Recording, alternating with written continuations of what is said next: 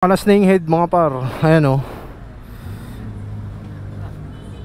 Bumaloktot yung valvula. So tinamaan yung piston nito. Ayan o.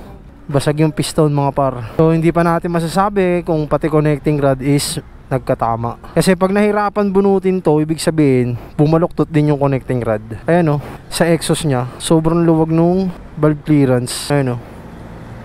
So overnight to dito. Bukas na to matatapos. Depende. Bukas kasi dalawa yung kalas ng makina, NMAX tsaka Aerox. So ayan, tinignan lang muna ano yung mga naging problema. So ano masasabi mo sa motor mo? Aray ko. Aray ko. So ito yung mga ikakabit dyan. So papakita ko sa inyo. Kasi drug talaga yung head nun mga par. So ito yung head nya mga par na MKN. Ayan o, big valve.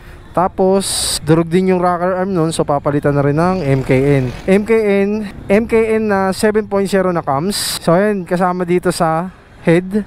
Tapos, KNM na valve spring. Ayan. Tapos, gasket. Tapos, meron na ditong steel bore na CNC dito para sa Mio.